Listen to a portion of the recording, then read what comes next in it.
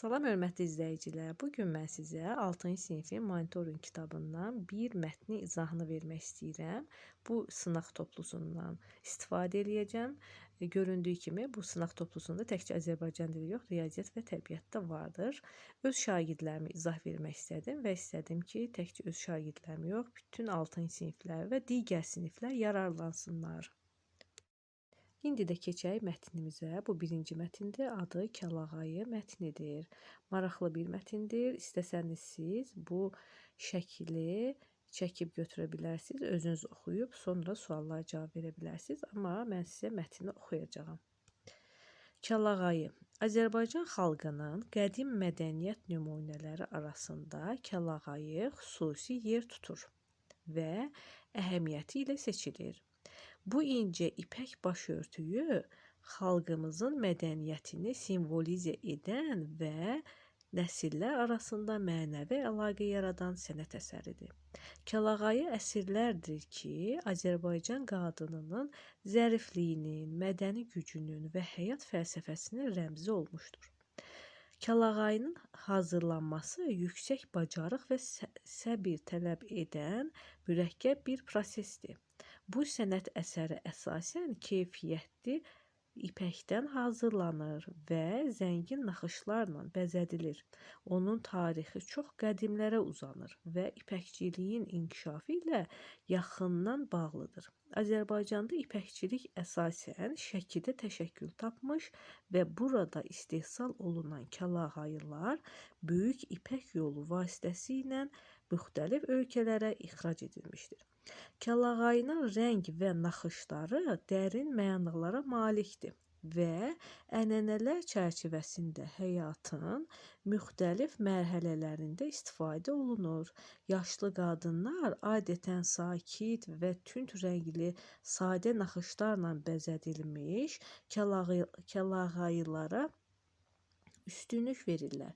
Buna misal olaraq soğanı, soldurma və qəhvəyi rəngləri göstərmək olar. Gənc qızlar isə gündəlik həyatlarında parlaq rəngli kəlağayılar geyinirlər və hətta yas mərasimində belə qara kəlağayı örtmürlər. Eyni zamanda bəzi rənglərin, məsələn, göy, qırmızı və qızılı oxra tonlarının şəfaveverici xüsusiyyətlərə malik olduğu düşünülür. İnanclara görə kəlağayı bədnəzərdən və fəlakətlərdən qoruma gücünə malikdir. Tarixən kəlağayılar üzərində xüsusi naxışlar, o cümlədən buta forması işlənmişdir. Orta əsrlərdə bu naxışlar istehsalçının şəxsi möhürü rolunu oynayırdı. Məsələn, istehsalçı yumruğunu boyaya batırıb, kəlağayının üzərinə basmaqla onun kimə məxsus olduğunu müəyyənləşdirirdi. Kəlağayı üzərindəki naxışlar iki qrupa ayrılırdı. Kəlağayının qıraqları boyunca vurulan və haşiyə əmələ gətirən şəkillər, künclərə və ortaya vurulan təsvirlər. Kəlağayının yeləni, yəni haşiyəsi, bəzən isə xonçası, yəni ortası, basma naxış üsulu ilə həndəsi və nəbati naxışlarla bəzədilirdi. Azərbaycan kəlağayı sənəti UNESCO tərəfindən 2014-cü ildə qeyri-maddi mədəni irs siyahısına daxil edilib. Ölkədə 26 noyabr Azərbaycan kəlağayısı günü olaraq qeyd edilir. Mətnimiz bu qədər uşaqlar. Bayaq qeyd etdiyim kimi istəsəniz bir də saxlayıb özünüz oxuya bilərsiniz. Ümumiyyətlə sizə bir qaydanı deyim ki, mətnlər işləyərkən əvvəlcə siz sualları oxuyub sonra mətni oxusanız vaxt qazanmış olacaqsınız. Yəni əvvəlcə suallarla tanış olsanız, sonra mətni oxuyanda artıq bir neçə sualın cavabını avtomatik verə biləcəksiniz. İndi birinci sualı oxuyaq. Biri mətnin giriş cümləsi ola bilər. Uşaqlar, biz bilirik ki, mətnləri 3 tərkib hissəsi var. Giriş, əsas hissə, nəticə. Giriş burada hansı hissədir? Birinci abzas. Nəticə hansı hissədir? Sonuncu abzas. Ortalar isə nədir? Əsas hissə. Bizdən soruşur giriş cümləsi ola bilər. Bunun üçün biz yenidən qayıdıb girişi oxumalıyıq. Bir də oxuyaq. Azərbaycan xalqının qədim mədəniyyət nümunələri arasında Kəlağayı xüsusi yer tutur və əhəmiyyəti ilə seçilir. Bu incə ipək başörtüyü xalqımızın mədəniyyətini simvolizə edən nəsillər arasında mənəvi əlaqə yaradan sənət əsəridir. Kəlağayı əsirlərdir ki, Azərbaycan qadınının zərifliyinin, mənəvi gücünün və həyat fəlsəfəsinin rəmzi olmuşdur. İndi biz cavablara baxsaq, məsələn, deyir ki, Kəlağayı xüsusi naxışlarla bəzədilir. Bu ola bilməz, çünki bu əsas hissəyə aiddir. Burada əsas hissənin axırlarındadır. Sonra C bəndə deyilir, yaxın şərq və Qafqaz xalqları arasında geniş yayılmış Kəlağayılar ölçü və rəng cəhətdən müxtəlif olur. Belə bir şey yəni yoxdur, girişdə yoxdur. D bəndində Kəlağayı istehsalında müxtəlif bitki növlərindən boyaqlar hazırlanır. Bu da giriş hissəsində yoxdur. Giriş hissəsində biz Azərbaycan xalqı sözünü görürük. Kəlağayı haqqında ümumi fikir gördüyümüz üçün burada cavab olur A bəndi. Kəlağayı Azərbaycan xalqının incə zövqünü, milli ənənələrini və tarixi irsini yaşadan simvolik sənət nümunəsidir. Birinci sualın cavabını dedik. İndi keçək ikinci suala. İkinci sualda deyilir. Mətin yarım başlıqlarının düzgün ardıcıllığını göstərin. Yarım başlıqlar, yəni onların adlandırılması, planı deməkdir. Biz bunu ardıcıllıqla düzməliyik. Kəlağayının rəng mənaları bu əsas hissədə idi. Kəlağayı sənətinin qeyri-maddi mədəni irs siyahısına daxil edilməsi. Yadınıza gəlirsə bu, indi keçək göstərim sizə. Baxın, qeyri-maddi mənəvi mədəni irs bu nəticə hissəsindədir. Bu olacaq da axırıncı. Axırıncısı olacaq nə? 2. Baxın. Axırıncısı olacaq 2. 2 olanda yalnız C variantıdır. Belə yox, bir də A variantıdır. 3. Kəlağayı üzərindəki naxışların növləri. Naxışların növləri isə elə nəticədə əvvəlki abzasda idi. İndi onu da göstərərəm. Kəlağayının tarixi və əhəmiyyəti. Tarixi və əhəmiyyəti isə giriş hissədə idi. Deməli 4 olacaqdı birinci yerdə. Kəlağayın naxışlarının növlərini bir də sizə göstərim. Baxın, burada sonuncu abzasdan, yəni nəticə hissəsində əvvəl, baxın nə yazılıb. Basma naxış üsulu ilə həndəsi və nəbati naxışlarla bəzədilirdi. Deməli, bizim bu nəticədən əvvəl olacaqdı 3. C variantı uyğun gəlir. 4 nə idi?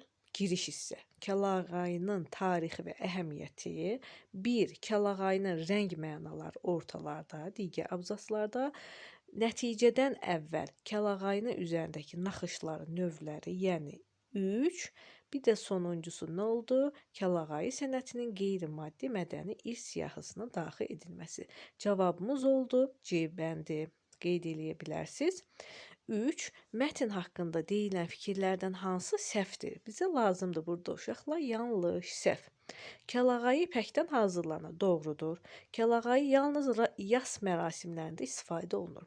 Biz bayaq oxuduq ki, əksinə, yəni orada yazılmışdı ki, sadəcə qadınlar, qızlar kəlağayıdan istifadə edirlər və gənc qızlar yaslarda da qara kəlağayı taxmırlar. Belə bir cümlə yazılmışdı, amma orada yazılmamışdı ki, təkcə yaslarda taxılır. Ona görə bu B variantı yanlışdır. Digər bəndlərə baxaq.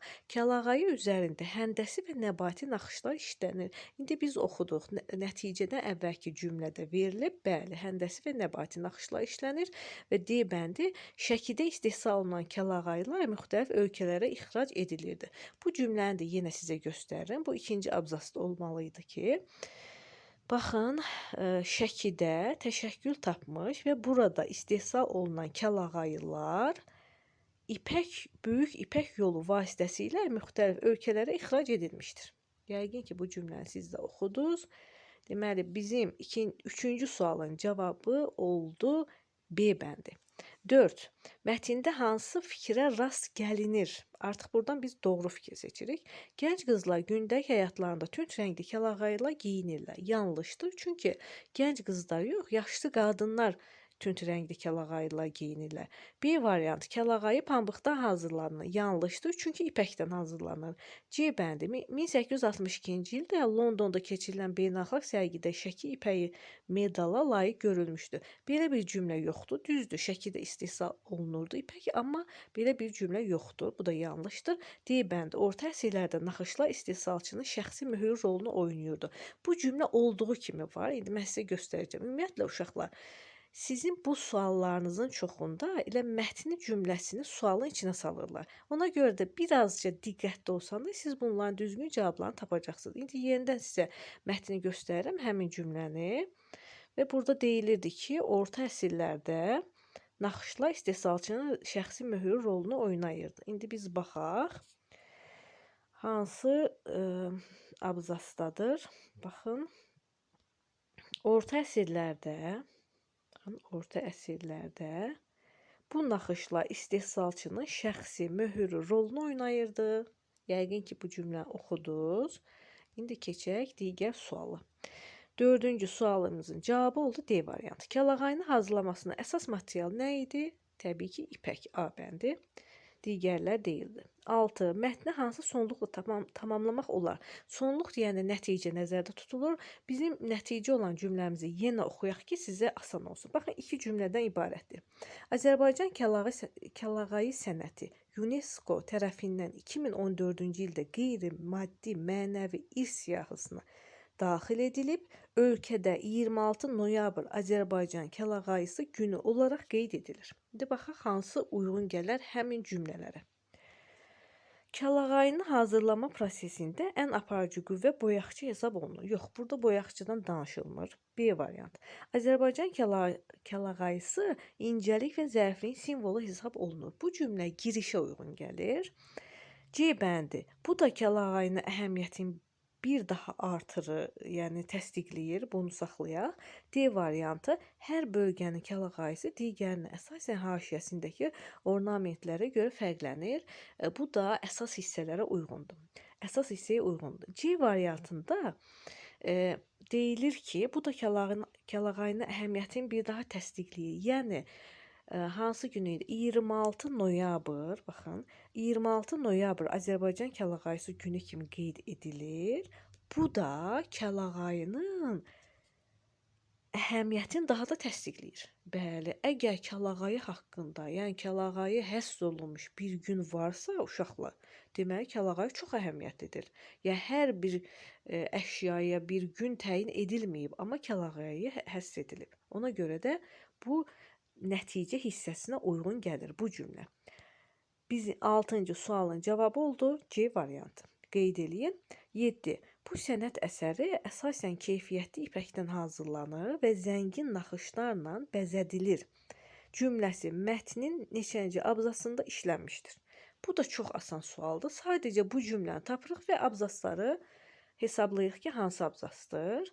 Yəqin ki, uşaqlar, siz abzasları ayıra bilirsiniz. Yəni, abzaslar sətrin daha biraz içəridə yazılır. Boşluq saxlanılır əvvəlində. Məsələn, bu mətin saysaq 1, 2, 3, 4, 5, 6, 7 abzasdan ibarətdir bu mətin. Həmin cümlə isə ikinci abzasdadır. Baxın, indi sizə göstərim həmin cümləni. Kəlağayının hazırlanması, baxın, kəlağayının hazırlanması yüksək bacarıq və səbir tələb edən mürəkkəb bir prosesdir. Bu sənət əsəri əsasən keyfiyyətli ipəkdən hazırlanır və zəngin naxışlarla bəzədilir. Neçənci abzas oldu uşaqlar? Təbii ki, ikinci abzas. Cavabımız burada olacaq. 7-ci sualda cavab A bəndi. Mətndə bəhsi keçməyən mövzu hansıdır? Bu da maraqlıdır, həm də asandır. Kəlağayının rəngləri və mənası var idi. Təbii ki, B bəndi. Kəlağayının tarixi və istehsalı var idi. D bəndi kəlağayının UNESCO siyahısına daxil edilməsi nəticə hissəsində gördük. Amma C bəndi kəlağayının müasir istifadəsi. Biz ancaq onu orta əsrlərdə, keçmişdəki istifadəsini gördük, amma müasir zamanda istifadəsindən danışılmayıb. Ona görə də 8-ci sualın cavabı C bəndi. 9-cu sual. Yaşlı qadınlar adətən hansı rəngli kəlağayılara üstünlük verirdilər? Bayaqki suallarda da biz təkrar elədik ki, yaşlı qadınlar yalnız tünd rəngli, yəni A bəndi, tünd rəngli kəlağayılara üstünlük verirdilər. Digər suala keçək. 10-cu sual. Orta əsrlərdə kəlağayının üzərinə istehsalçı möhürü necə vurulurdu? Biz bayaq həmin cümləni oxuduq. Möhürü yumruğunu boyaya batırmaqla deməli vurulurdu. Cavabımız oldu B bəndi. 10-cu sualın cavabı B bəndi. 11. Kəlağayının haşiyəsi necə adlanır? Biz bayaq gördük ki, burada mötərizə içərisində verilib. Baxın, kəlağayının yeləni, haşiyəsi. Deməli, yelən nə deməkdir? Haşiyə deməkdir. Burada da biz cavabı seçməliyik B bəndi. Kəlağayının haşiyəsi yelən adlanır. 11B. 12. 26 noyabr Azərbaycanda hansı gün kimi qeyd olunur? Təbii ki, yəni bu çox asan sualdır. Təbii ki, kəlağayı günü. C bənd 12C 13 kəlağayı sənətinin qorunub saxlanması üçün hansı tarixi hadisə baş vermişdir? Tarixi hadisə hansı olacaqdır? D bəndində UNESCO-nun siyahısına daxil edilməsi. Bu tarixi hadisədir. Bunu yadınızda saxlayın. 13D 14 hansı rənglərin şəfaveverici xüsusiyyətlərə malik olduğu düşünülür? Bu cümlədə mətndə olduğu kimi var. Həmin cümləni mən sizə göstərim. Baxın, burada yazılıbdır ki, baxın, eyni zamanda bəzi rənglərin, məsələn, göy, qırmızı və qızılı oxra tonlarının şəfaveverici xüsusiyyətlərə malik olduğu düşünülür. Demək, hansı rənglərdir? Göy, qırmızı, qızılı oxra. Buradan baxıb, buradan da cavabını yazırsınız. Yəni, heç bir çətin məsələ yoxdur burada. Cavabımız olur 14-də C bəndi. Qırmızı, qızılı oxra və göy. Və 15-ci sual, sonuncu suala baxırıq. Kəlağayının yeləni hansı naxışlarla bəzədilirdi? Bayaq biz oxuduq. Nəticədə üstdəki cümləni bir də sizə göstərim. Baxın. Kəlağayının yeləni, yəni haşiyəsi, bəzən isə xonçası, yəni ortası, basma naxış üsulu ilə həndəsi və nəbati naxışlarla bəzədilirdi. Cavabımız uşaqlar nə oldu sonuncu sualda? 15-ci sualda oldu A bəndi.